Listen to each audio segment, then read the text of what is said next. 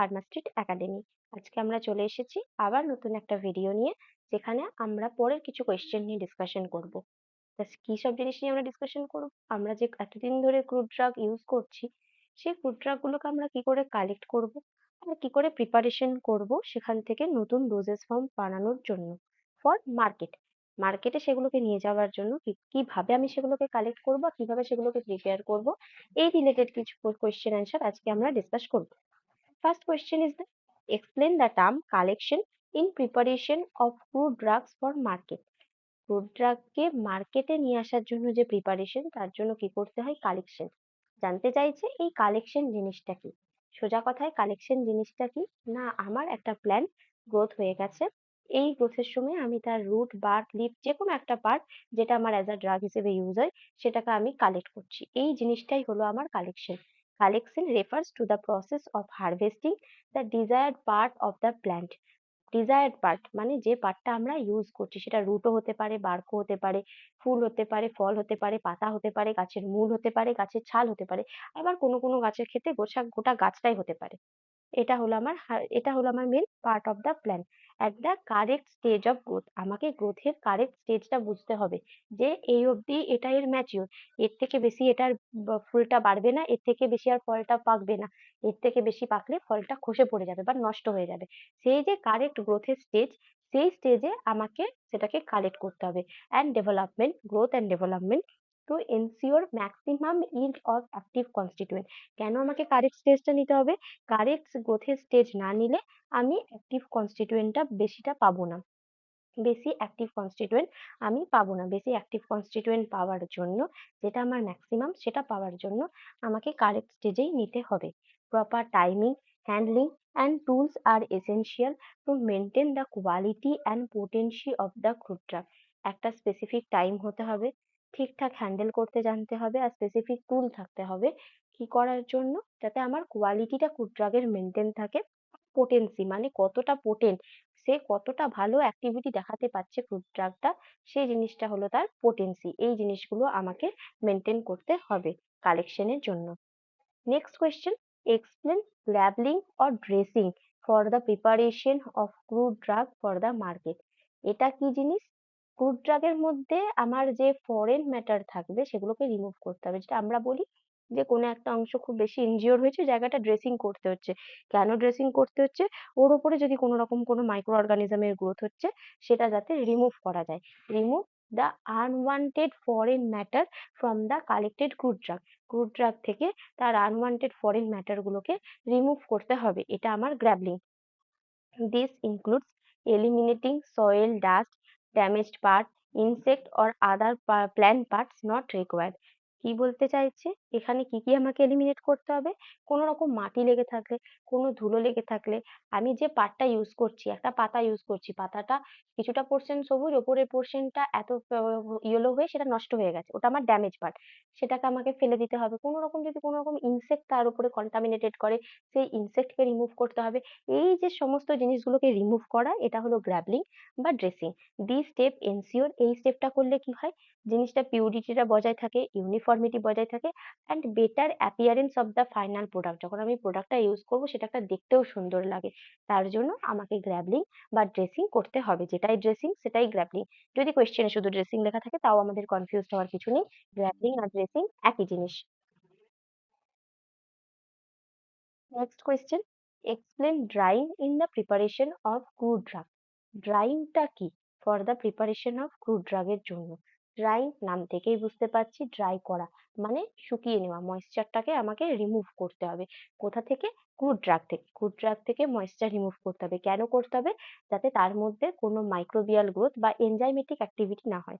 Suppose আমাদের বাড়িতেই আমরা সবসময় জানি কোনো আচার বানানো হলে আচারকে রোদে দেওয়া হয়। কেন রোদে দেওয়া হয়? যাতে ওর মধ্যে কোনো মাইক্রো অর্গানিজম গ্রোথ না করতে পারে।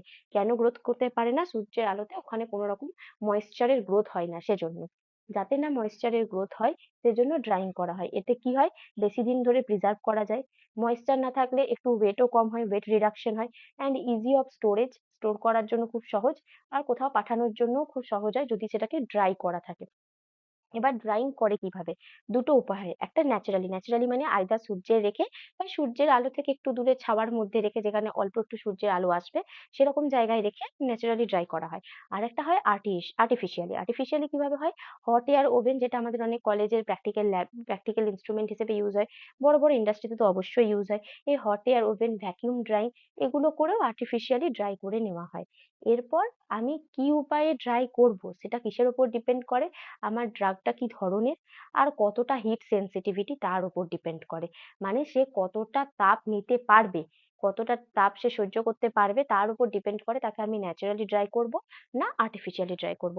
এর মধ্যে আর আহামরি কিচ্ছু জিনিস নেই। খুব ইজি এই কোয়েশ্চেন গুলো, একবার দুবার এই জিনিসগুলো একটু আলোচনা করলে, পড়াশোনা করলেই এগুলোর অ্যান্সার করা যায়। Explain packing in preparation of good drugs for market. এবার গুড ড্রাগকে মার্কেটে আনতে গেলে প্যাকিং করতে হয়। প্যাকিংটা কি জিনিস? না, packing involves placing the dried and clean good drug into suitable containers. আমি একটা আচার বানিয়ে ফেলেছি, এরপর আচারটাকে আমি একটা কাঁচের বয়ামের মধ্যে ভরছি, ওটা হলো ওর প্যাকিং।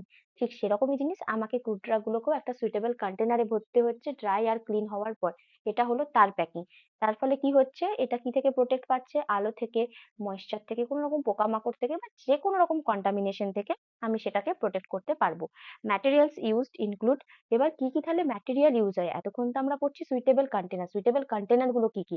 একটা হয় জুট ব্যাগ হয়, পেপার ব্যাগ হয়, কাঠের বক্স মানে উডেন বক্স হয়, কোনো এয়ার টাইট কন্টেনার যেখানে আলো বাতাস ভেতরে প্রবেশ করতে পারে না। And depending on the nature of the drug. এবার ড্রাগের নেচার কেমন তার উপর ডিপেন্ড করে এই ৪-৫টা অপশনের মধ্যে কোনো একটাকে চুজ করায়। আইদার জুট ব্যাগ, না হলে পেপার ব্যাগ, না হলে উডেন বক্স, না হলে এয়ারটাইট কন্টেনার। তারপর আরেকটা জিনিস খুব ইম্পর্টেন্ট, সেটা হচ্ছে প্রপার লেবেলিং। আমি ওই জারের মধ্যে কোনটা রেখেছি, কি গুড ড্রাগ রেখেছি সেটা জানা খুব দরকার, নাহলে মানুষ মিস ইউজ করে ফেলবে। তার জন্য কি করতে হবে? প্রপার লেবেলিং করতে হবে। আর স্টোরেজ কন্ডিশন, প্যাকিং তো হয়ে গেছে, কিভাবে স্টোর করব তার জন্য স্টোরেজ কন্ডিশন, যেটা আমরা দেখি আমাদের মেডিসিন, কসমেটিক্স সবেতে লেখা থাকে, avoid direct Sunlight, maintain in the drug room temperature. এইগুলো হলো স্টোরেজ কন্ডিশন। কি কন্ডিশনে স্টোর করলে জিনিসটা স্টেবল থাকবে সেই স্টোরেজ কন্ডিশনটা মেনশন করে দিতে হয়। প্রপার একটা লেবেলিং থাকতে হয়, নামটা লেখা থাকতে হয় প্রপার ভাবে। এই জিনিসগুলো প্যাকিং এর ক্ষেত্রে খুব important. Next question, give the method of cultivation and collection of senna leaf. কিভাবে আমরা কি মেথডে আমরা কাল্টিভেট করব আর সেটাকে কালেক্ট করব, কাকে? না, সেন্না লিফকে। এই সেন্না হলো একটা ল্যাক্সেটিভ ড্রাগ, মানে কনস্টিপেশন কমাতে সাহায্য করে। সাইন্টিফিক নেমটা কি? একটা কাসিয়া আঙ্গুস্টিফোলিয়া আর একটা কাসিয়া অ্যাকুইটিফোলিয়া। এবার কিভাবে কাল্টিভেশন করা হয়? Grow in warm dry climates. খুব উষ্ণ শুষ্ক জায়গায়, যেখানে হিউমিডিটি থাকে না, খুব গরম থাকে, ইন্ডিয়া, সুদান এসব এরিয়াতে গ্রো হয়। Well drained sandy or loamy soil preferred. যেখানে কি এমন কোন একটা বালি বা মাটি নেওয়া হয় যেখানে খুব ভালো ড্রেনেজ সিস্টেম থাকে, মানে জল খুব ইজিলি ড্রেনড হয়ে যায়।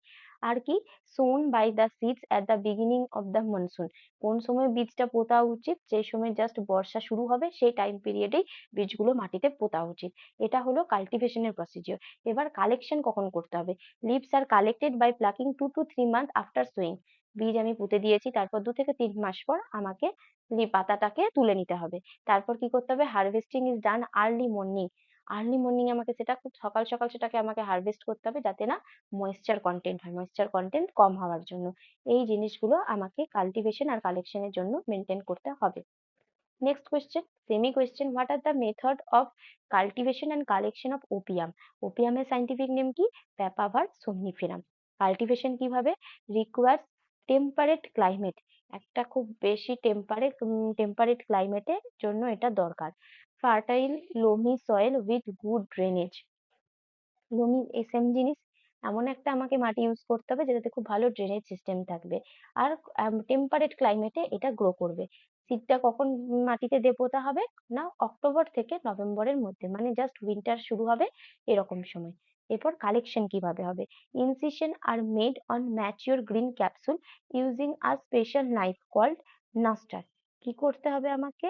ওই যে আমার গ্রিন একটা ক্যাপসুলের মতো যে আকার হয়, এটা ওই সময় আমাকে তুলতে হবে। Latex exudes and dries overnight. ওর গা থেকে কি হয়? একটা ল্যাটেক্স একটা মিল্কি এক্সুডেশন, একটা দুগ্ধজাত জিনিস বেরোতে থাকে, আঠার মতো জিনিস। সেটা কি হয়, সারা ওভারনাইটে সেটাকে আমাকে রাত্রেবেলায় ড্রাই করতে হবে। তারপরে কি করতে হবে, dried latex is scraped off next morning. পরের দিন সকালে আমাকে ড্রাইড ল্যাটেক্সটা, শুকিয়ে যাওয়া ল্যাটেক্সটাকে তুলে নিতে হবে, যেটাই আমার ওপিয়াম। এরপরে ওই ওপিয়ামটাকে কি করতে হবে, সূর্যের আলোতে ড্রাই করতে হবে, আর প্রসেসিং করতে হবে, প্যাকিং করে সেটাকে নেক্সট প্রসেসিং করতে হবে। মানে আমার যে গ্রিন ক্যাপসুলটা তৈরি হয়েছে, সেটাকে আমায় কি করতে হবে, একটা স্পেশাল নাইফ হয়, আলাদা রকম একটা ছুরি যেটাকে নাস্টার বলে, সেটা দিয়ে আমাকে আগে কেটে নিতে হবে। তারপর কি হবে তাহলে, আমার একটা ক্যাপসুল, তার গাটা আমি কাটছি, সেটাকে বলছে ইনসিশন। তার জন্য স্পেসিফিকই একটা ছুরি হয়। ওই ছুরিতে কি হয়, জাস্ট ওপরের লেয়ারটা কাটা যায়, ভেতর অব্দি লেয়ার কাটলে আমি এক্সুডেটটা পাবো না। জাস্ট ওপরের একটা লেয়ার আমি কেটেছি। এবার কি হচ্ছে, ল্যাটেক্সটা এক্সুডস হচ্ছে, ওই যে আঠার মতো জিনিসটা ওটা বেরোচ্ছে। আমি কি করব, একটা রাতের জন্য ওটাকে শুকোতে দেওয়ার জন্য রেখে দিলাম। এবার ওটা শুকিয়ে গেছে, ওটাকে আমি পরের মর্নিং এ কি করব, ওই ক্যাপসুল থেকে আলাদা করে নেব। এতক্ষণ ওর গায়ের মধ্যেই আটকে ছিল, এবার ওর গা থেকে আমি ওটাকে আলাদা করেছি। সেটা আমার ওপিয়াম। ওই ওপিয়ামটাকে এবার আমি কি করব, দিনের বেলায় সূর্যের আলোয় রেখে শুকাবো। তারপর নেক্সট ওটাকে আমি প্যাক করব ফার্দার প্রসেসিং এর জন্য, মার্কেটে বানানোর জন্য। এইটুকুই। আর একটা লাস্ট কোয়েশ্চেন কি, what are the method of cultivation and collection of ergot? আবার কাল্টিভেশন আর কালেকশন কার জানতে চাইছে, এরগোটের। এরগোটের সাইন্টিফিক কি, ক্ল্যাভিসেপস পারপিউরিয়া। এটা একটা ফাঙ্গাস, যেটা কোথায় গ্রো করে, রাই অ্যান্ড আদার সিরিয়ালস, যেমন গম, যব, ভুট্টা, যেসব আমাদের সিরিয়ালস গুলো থাকে, তার গায়ের একটা অংশে এই ফাঙ্গাসটা গ্রো করে। কিভাবে কাল্টিভেশন করে, sclerotia are developed on the rye main host plant. Host প্ল্যান্টের গায়ে, প্ল্যান্টার গায়ে স্ক্লেরোটিয়া একটা ফাঙ্গাস, যেটা গ্রো করে। এবার কি হয়, রাইটাকে কখন আমরা কাল্টিভেট করি, কোন জোনে, টেম্পারেট জোনে। টেম্পারেট জন্য ওটাকে আমাদেরকে কাল্টিভেট করতে হয়। ফাঙ্গাল স্পোরটা কি করে, ওই রাইয়ের যে ফুলটা হয় তার মধ্যে ইনফেক্ট করে, তার ওভারিতে গিয়ে পড়ে, ফাঙ্গালটা ইনফেক্ট করে, দিয়ে তারপর কি করে, সেখানে একটা ডার্ক পার্পেল কালারের স্ক্লেরোটিয়া তৈরি করে। যেই ফাঙ্গাসটা গাছের ফুলের মধ্যে ওভারিতে ভ্রূণে গিয়ে বসছে, সেখানে গিয়ে কি করছে, একটা ডার্ক পার্পেল কালারের একটা স্ক্লেরোটিয়া তৈরি করছে। সেই স্ক্লেরোটিয়াটাই আমার এরগোট বডি, সেটাই আমার অ্যাজ আ এরগোট ড্রাগ হিসেবে ইউজ হয়। এরপর আমাকে কিভাবে কালেক্ট করতে হবে, ওই যে স্ক্লেরোটিয়া, ওটাকে হাতে করে তুলে নিতে হবে ওই রায়ের বডি থেকে হারভেস্ট করার আগে। তারপর সেটাকে কি করতে হবে, সেটাকে ক্লিন করতে হবে, ড্রাই করতে হবে, বা সেড করতে হবে কোনো একটা বাই আর্টিফিশিয়াল মিনস। মানে আমাকে পরিষ্কার করে সেটাকে শুকিয়ে নিয়ে সূর্যের আলোর একটা ছাওয়ার মধ্যে রেখে সেটাকে শুকানোর পর তারপর সেটাকে আমি পরে মার্কেটাইজ করতে পারবো। এগুলোর মধ্যে আর কিছু নেই। যদি ভিডিও ভালো লেগে থাকে, এই রিলেটেড আরো অনেক প্রশ্ন নিয়ে আমরা পরের ভিডিওতে আসবো। চাইলে বন্ধুদের সাথে এই ভিডিওটা শেয়ার করে দিতে পারো।